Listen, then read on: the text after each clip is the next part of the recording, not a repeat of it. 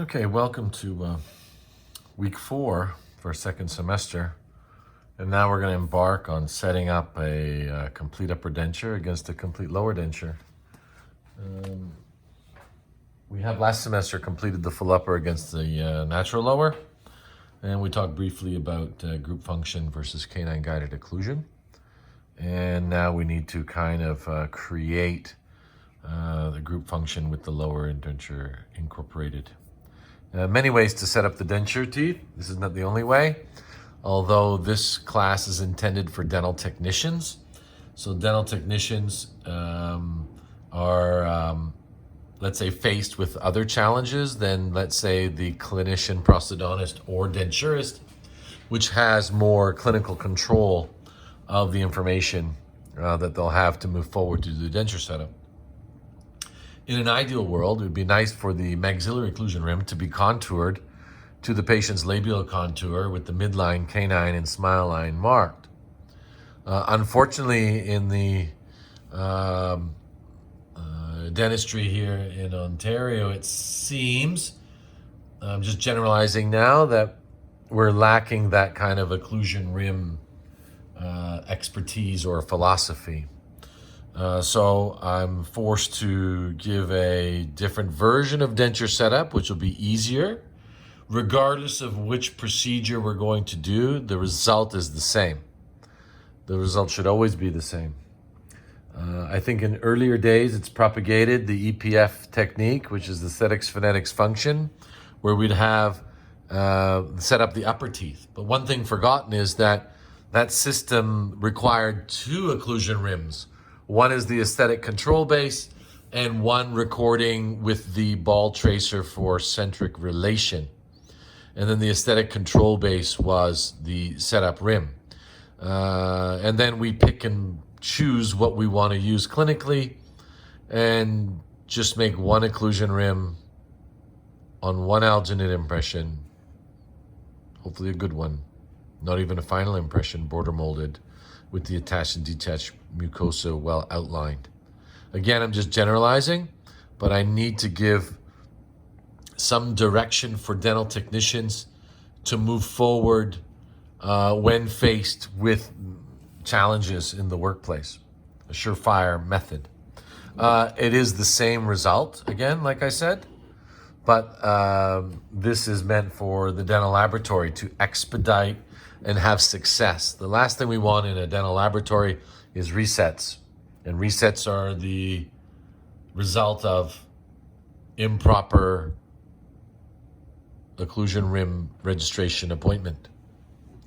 And that's where the issues come from, the resets.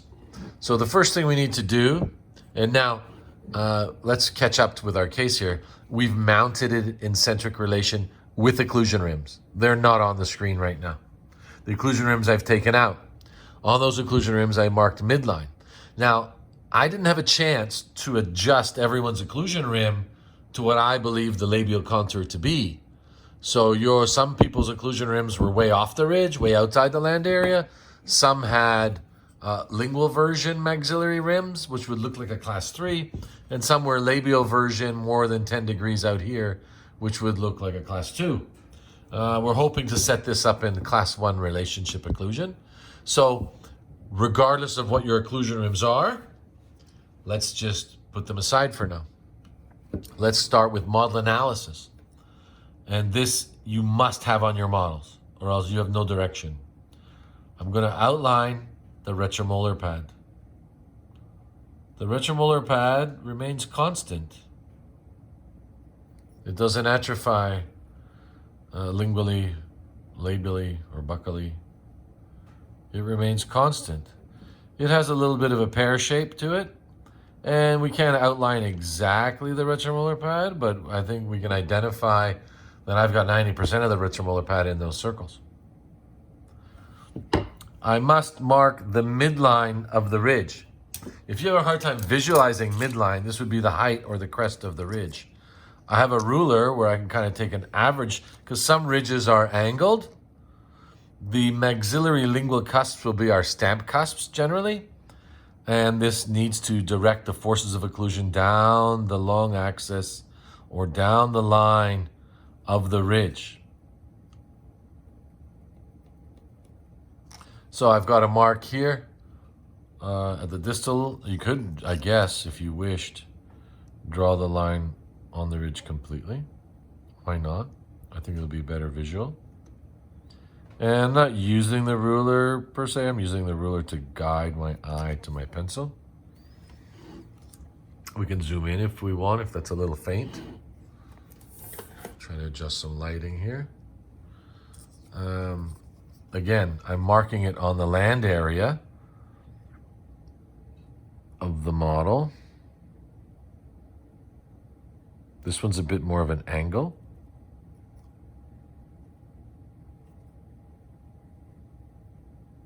I'm gonna go just inside here.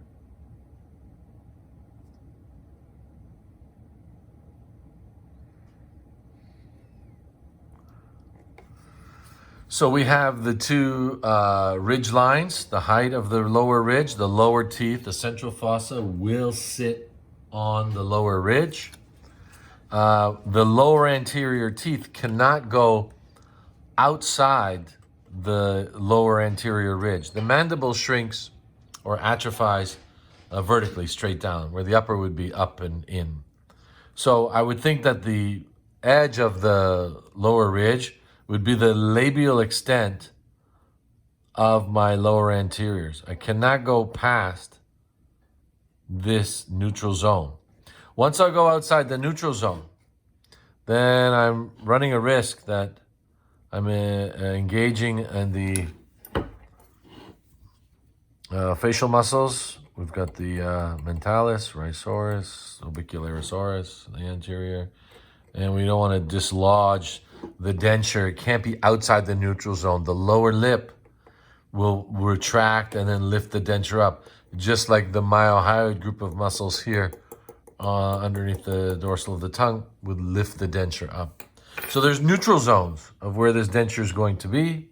We assume this is a border molded impression. We assume these are the extensions of the denture. You can see that this is the midline of the ridge in the anterior. I've also drawn a line just labial to that. This is I don't want to go inside the ridge line in the anterior, and I don't want to go past the outside of the ridge would be the maximum, I think, maximum of the neutral zone.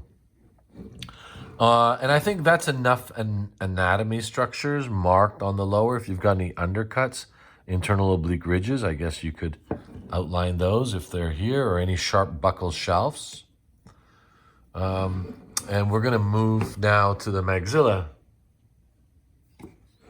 Again, this is the first year stuff, so we're going to review. The first thing I'd like to do is outline the incisive papilla and even the center point of it. Should we zoom in a bit too? Maybe. Mid-palatine raphe or median suture line. And we can put that median suture line all the way to the front. Hopefully, on the occlusion rims I gave you a midline. But generally speaking, the midline is very close, if not many times right on the median suture line. The largest rugae is important.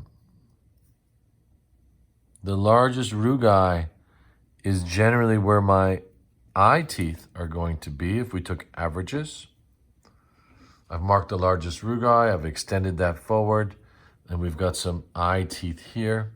And then I've got the shape of the crest of the ridge. I've got my retromolar pads.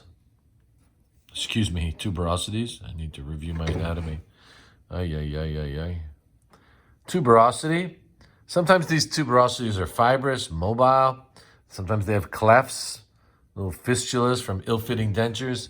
I've seen too many times the immediate denture is not relined, and then these tuberosities seem to kind of grow in the denture.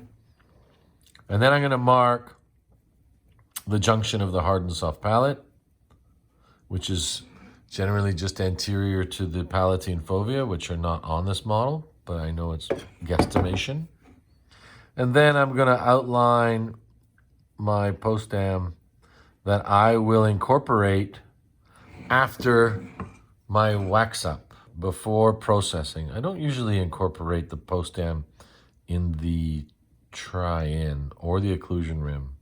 And the reason is, personally as a practitioner, I like to engage some of the soft palate if I can. I can increase retention. And then if the patient has a hyperflex, gag reflex from going too far, then I can shorten it in the bite registration stage. And then I'll shorten it in the try-in stage. And then that will be my post-dam. In my final impression, I might even use indelible pencil to mark my vibrating line in my transfer to my master model. So there we have some major landmarks. Again, we're hoping that these are included in the occlusion rim or the aesthetic control base. So in the marketplace today, the dentist will say, make me occlusion rims. We make the occlusion rims. We hope that they contour the occlusion rims. We hope that the occlusion rims are received with intimate contact in centric relation at the right vertical dimension.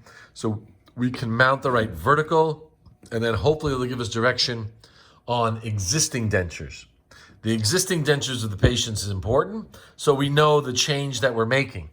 We need to know what their vertical was and what the vertical is going to be of each denture, the maxilla and the mandibular. We need to know the size of the teeth that they had. We can assume that these were close. If it's an immediate denture, they were closer to their natural teeth. This will help us in tooth selection. So we need that information. If we don't have any information, which sadly to say a lot of times we don't, I'm going to strip away my occlusion rim if it was correct or incorrect. For this exercise I have. You still have an occlusion rim on your model, but I'll take the time here, real time, to seal down my base plate to my maxillary ridge. Now the model has been separated in water. As you can see, I was mopping it off the table. The model's been separated in water. I generally don't use any denture separator to separate the wax from the model, because the denture separator kind of gets flaky and may get incorporated when I'm boiling out my denture to process. I only want to use the denture separator once, and it's at that time. This is the acrylic separator between stone and acrylic, the DENT. So that's just me, but if you want to use some, go ahead. It's not going to hurt. I just usually use water. It's a lot cleaner. And then I don't have any of that flaky stuff under my try-in. This is going to go for tooth try-in, remember. I don't need any kind of picking out flakes of separator underneath my wax up. Again, I'm just giving us, let's say, some direction for denture setup and tooth selection. Last week we talked about tooth selection. We even selected teeth for a case. And we went through the whole exercise of ordering teeth. We had a facial measurement. We had the intercanthus measurement. We had the measurement of the patient's old dentures. We had measurements of the width of the central of the existing dentures. We had a measurement of the length. We had a measurement of the existing 1x6 of the existing denture, and then some consultation with the patient about shade. I think last week we came up with this client. They wanted to maintain somewhere near the same shade of his immediate dentures, which are way too old. And I think we came up with a 3.5. I would have liked to have gone to the C range, like a C3 in the gray range, but the patient with consultation was happy to stay in the A range of the Vita Classic shade guide, a 3.5. So a bit on the dark side. And then I have that denture here with me. So I've sealed this down. You don't need to do this because you will reseal your occlusion rim. And let's get to that case we talked about last week. And now this is gone for trying, and this is, obviously I can't take these off. I've sealed them down. This is wax up for finish. We've got some tidying up to do here of the wax up still. I'll probably do that after this video. But while we have this, you remember the patient, I think we gave him the name Larry, this patient, last week. And the occlusion rims that I had contoured were in a class 2. And you can see now I've incorporated the class 2. I tried to minimize it a little bit, as much as possible without collapsing the upper lip and still giving some labial lip support. The upper teeth have a neutral zone where they need to go. And I've given this, roughly, I would say this is, I can measure it, 4 millimeters, 5 millimeters over jet. Overbite is minimum. I've got my condyles loose here, and I've checked this today. We can go in a protrusive movement, which is moving the mandible forward, and we have edge-to-edge contact in the anterior and posterior contact on all the teeth. I think I'm missing a little bit of 6 there.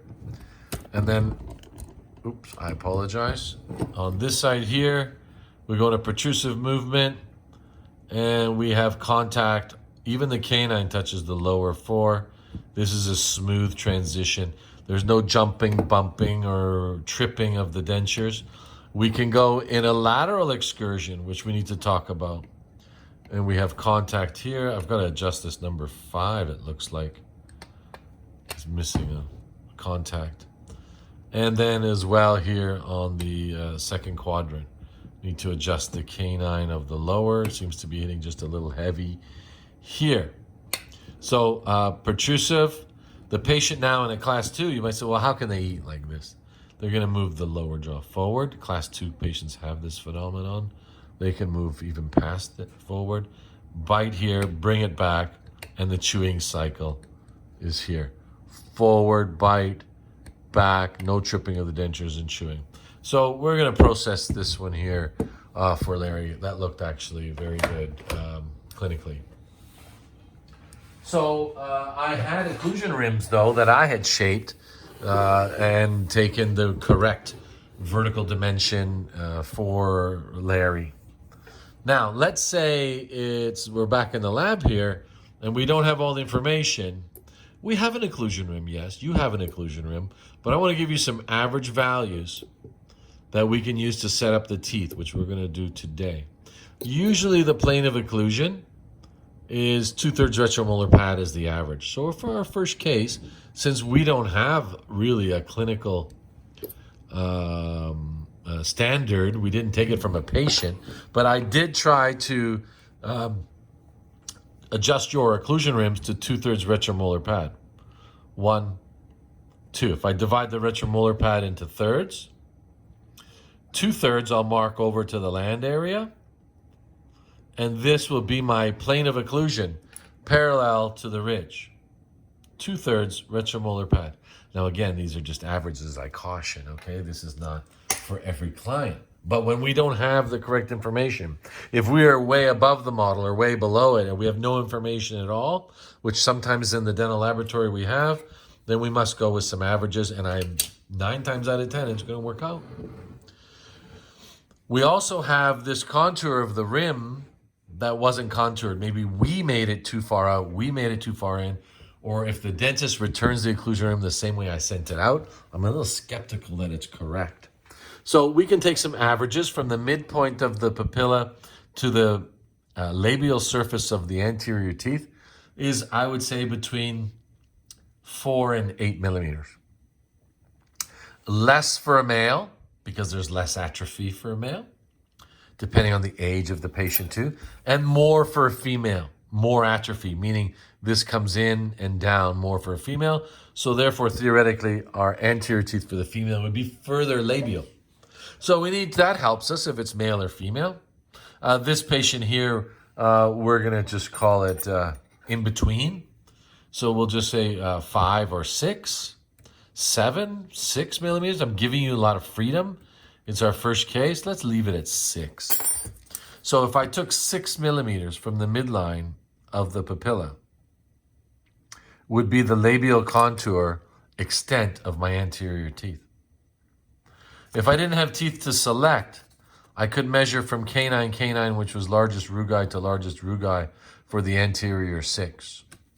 Now, I wouldn't measure outside the model, on the model here, because the teeth aren't out here, on the outside of the model.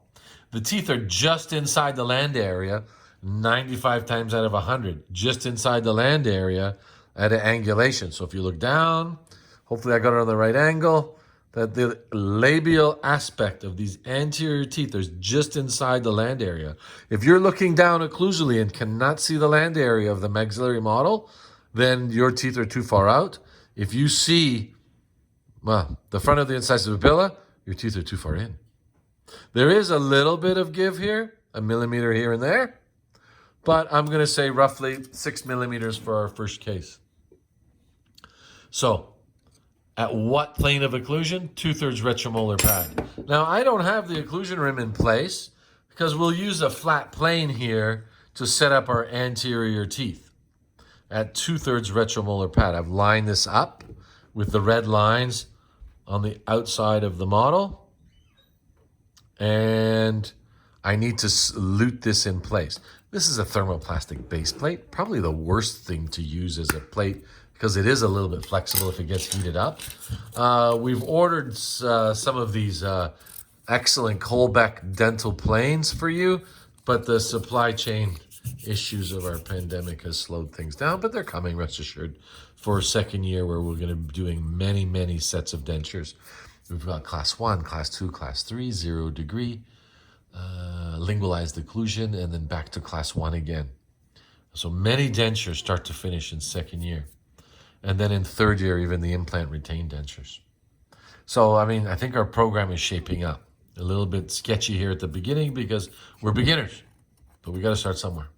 So this plane I could use as well, but we don't have such a rigid as this.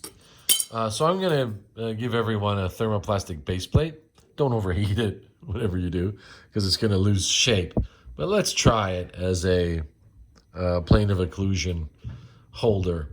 But now, how do I get this in place? Well, I'm going to need some wax here, and I'll lute the wax to the lower model. So you'll take your lower occlusion rims off. You get some wax here.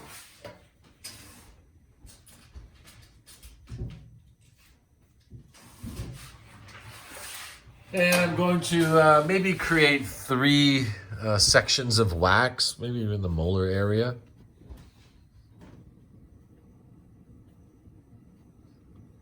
Now, again, revisiting EPF setup system from D-Day for Mrs. Jones, from the Air Force manual, from Mr. McCormick's textbook, which you'll see a very standard denture setup where we set the maxillary teeth, all the maxillary teeth up on a plane.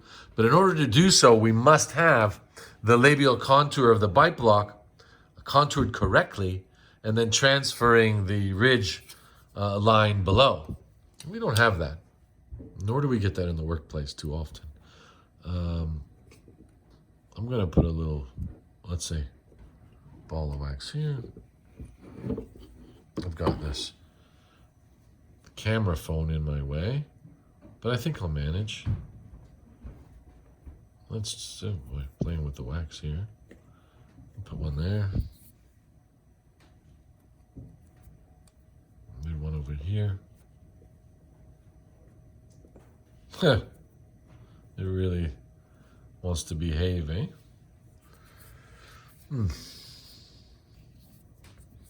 Well, not making excuses, but I've got my arms wrapped around a holder and camera and light and suction, and it's difficult to peer around. But I'm managing to peer around everything. So I'm going to seal these soft, let's say 3 random balls of wax. Now I can estimate where the plane of occlusion is with these balls of wax. I don't want them to move, so I'm sealing them to the model. I didn't separate my lower model at all because I don't want these wax things to move while I'm setting up my upper teeth. Make sure they're soft. If they're getting hard and I'm working slow, and get a little alcohol torch, kind of soften them up, keep them soft. In winter time, it's cold in the room. I'm gonna get my base plate. 2/3 Retromolar Pad. This one can be up a little bit higher. Kind of squish these up a little bit higher. 2/3 Retromolar Pad. Parallel to the ridge, parallel to the Maxilla, which was parallel to the plane of occlusion, which was parallel to Camper's plane, which is parallel to the allotragus line, which was parallel to the interpupillary line, which is parallel to the horizon line, which is parallel to my setup. Parallel to my mounting, excuse me, not my setup. And my mounting was done, average value mounting, because I didn't get a face bow. Again, I'm just trying to get some averages here from the laboratory workplace and make some calculated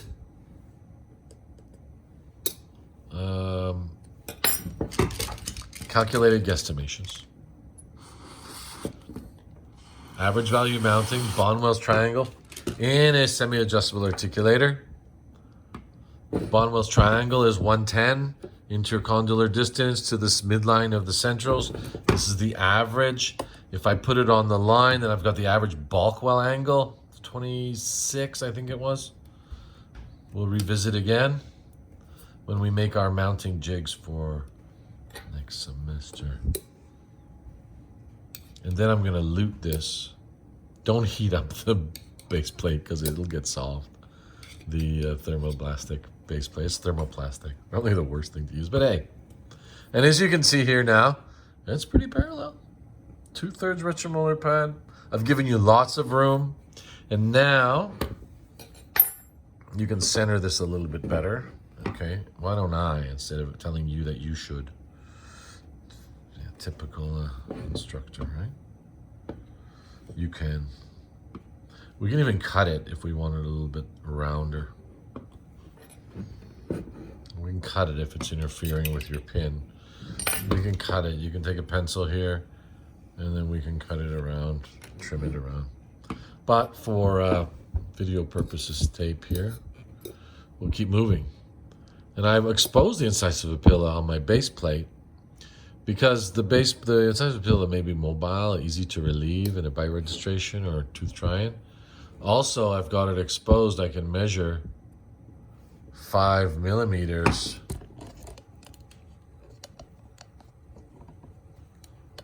Trying to get it in picture. I can 5 millimeters here. So I'm going to stop this video with the Anterior 6. We've chosen these teeth that you received. What do we got? T43A3. And this is in the Vita MFT line. And these are triangular. Even the T stands for triangular. I'm going to start with the central. Now, if you've got a lot of wax on your bite block there, then you're going to have to cut your bite block back. How much? Everyone says, well, how much do I cut off? Well, that's from practice. You cut off too much, you'll be adding wax. You don't cut off enough, you'll get wax all over the tooth, including the incisal edge. So I'm just going to add a little bit of base plate wax here, and a little bit of base plate wax here. I'm ignoring the aesthetic control base, or ignoring the occlusion rim just as much as the practitioner ignored it when I gave it to them. But maybe I didn't, I can't blame the practitioner. Maybe my occlusion rim was, let's say, way off. So much lingual version or labial version. And even in this class, I'm telling people, listen, you've got the wrong angulation of the labial contour of your bite block. So if we can angle it correctly before we send it out, then we have a better chance that it gets contoured. If the dentist has to take out the knife here, if they own one, number one, sorry, I didn't mean to diss them there, but if they have a knife, contour it, they need a flame, that's a lot of work. If you left the occlusion rim way off the neutral zone. I'll keep my papilla exposed here so I can measure my 0.5 or my 6 millimeters, I said. Get the wax out of here. I'm going to take my central with my midline, my labial contour inside the land area, inside the land area, 6 millimeters from the incisive papilla. We need something a little more accurate than that. I'm not going to bring digital calipers out, but I guess we could. But I could set this at 6. Lock it. Okay, hang on a second here. 1, 2, 3, 4, 5, 6. Goodness gracious. So I've got 6 millimeters here from the midline of the papilla. Oh, would you look at that? And just inside the land area. That's going to work out. Now, I also got to look at the side angle about the inclination of this tooth. I don't want lingual version like this. And I don't want labial version. And I also don't want the ridge affecting the position of where I put this tooth. But as you can see, I've given you lots of room. Many times vertically, it's closed and collapsed and overclosed. We don't have the luxury of having a neck of a denture tooth inside here. But in this case, case number 1, I took it a little easy on us. We're not going to be trimming too much teeth. We're going to just get them in the right location. And see if we can establish, some group function occlusion, bilateral balanced occlusion, which we will spend weeks attaining.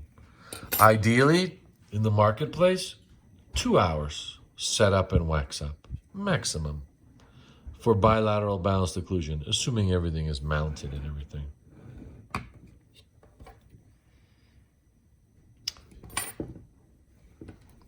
Oh, I really left a lot of room. That's okay. Let me just scrunch up some more wax here. I mean, most of the time setting up teeth is battle of the wax. Do I have enough? I'm just going to put some more out here. Try to squeeze the air out. Try to facilitate this a little bit quicker for us. There's our 6 millimeters. And then on the plane, at the right angle, at the right midline. Now, are you going to get the central perfectly without any relationship to no other tooth? No. But you're going to get it 95% close. And there'll be some minor tweaking as we put on the lateral. The right angle. Am I going to set these facially more angled? They're going to follow the ridge line. I'm 6 millimeters. 6 millimeters from the incisive papilla. You can measure that again. Inside the land area, facially, inside the land area. Now, a lot of people in the they put 2 centrals to maintain the midline. I guess I'm right-handed. I'll just go to the lateral, and then I'll go back to the central. Let me put a lateral on.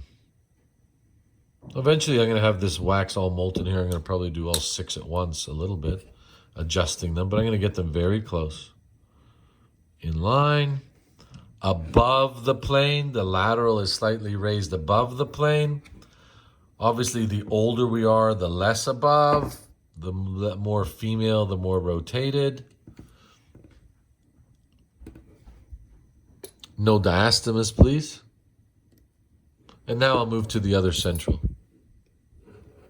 Sorry if I got off screen. Apologize. I moved to the other central here. The other central. I'm going to make them symmetrical. No sense making asymmetry when I can't make symmetry to begin with. The teeth are slightly asymmetrical from the manufacturer. And then here is where I can kind of move my midline if I was a little off, right? And then my right eye dominant or left eye dominant, right? Use your dominant eye, line that midline up. You don't want it to move on you. Close the articulator. This here is my plane of occlusion. Don't hit this with the alcohol torch, please. Please don't do that. Symmetrical. Now here I can go to my other lateral, or I can go to a canine.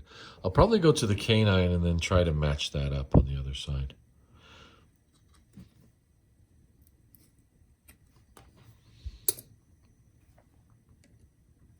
Now we're going to discuss what's in the textbook, position of these posterior teeth. The anterior is the same, pretty much in any kind of denture setup textbook. I can do it both ways. It doesn't matter to me. The result will be the same. But if I'm going to do it this way, I need a better aesthetic control base to line up the lowers. But as a beginner, I know the lower teeth must go on the ridge, the central fossa. So I'm going to put them on the ridge before I do anything else. The anterior 6 is the aesthetic zone, very important. Labial contour. This sets everything up. Buccolingually, labial-lingually. The canine tooth creates a turn, right? We don't want to set it up too facially, which would mean like this. And the canine now is pointing in this direction, the line angle. We need things to start transitioning down the outside of the ridge. Or if you wanted to transpose the line of the lower ridge here on your setup plane, I drew the line of the lower ridge on the setup plane.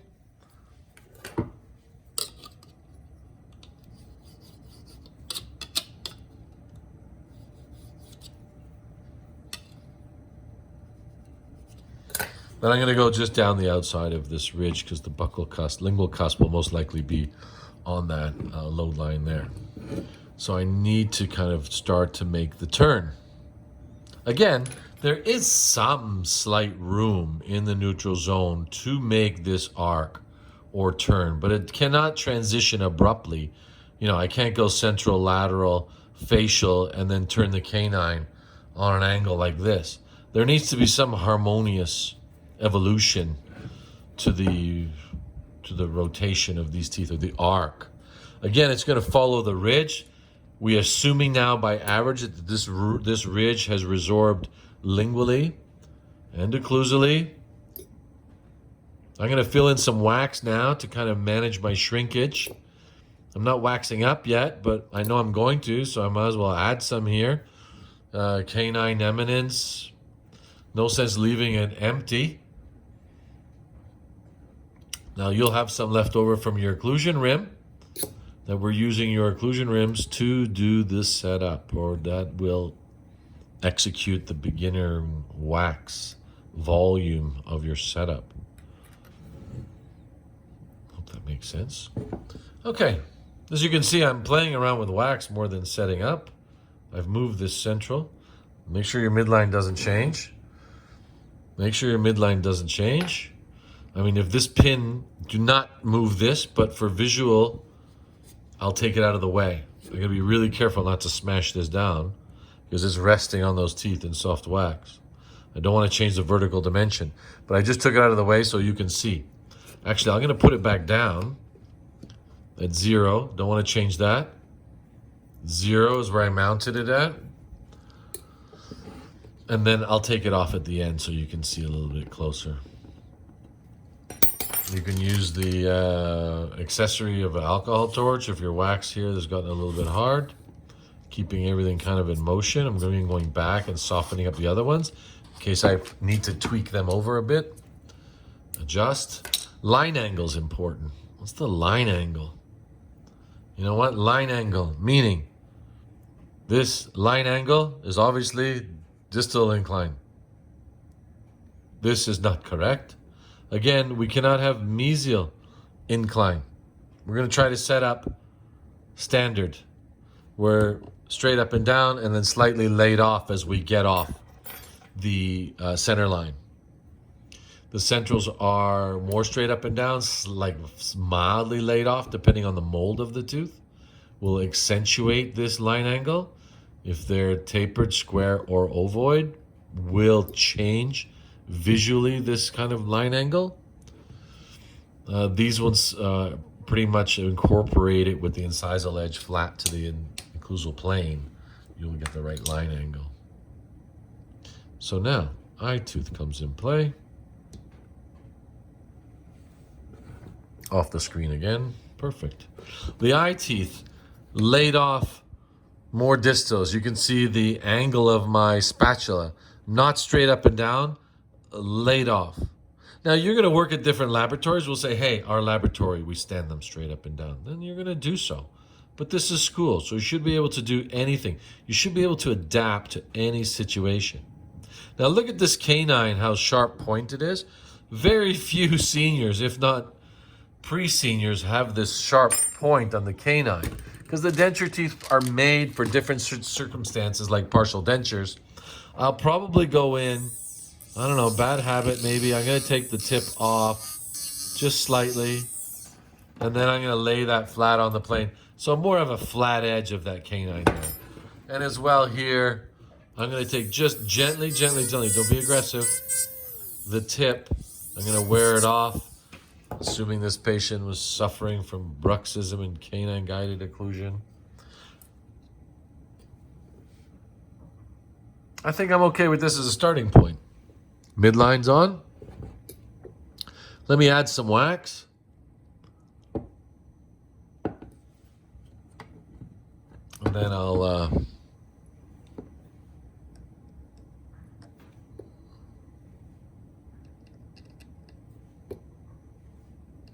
take the pin off and we can have a closer look. So my goal for you today, you need a goal, is to achieve this position for your anterior 6, and that will be it. Mounting, obviously, anatomy, analyzing of the model. I want to see lines. No lines? No direction. Symmetry of the setup here. Not outside the land area. 5 to 6 millimeters from the incisive papilla. Can I expose mine still? If you want, you can. Where's mine? Come on. Like a buried treasure. There it is. Where's my 6 millimeters? Here again.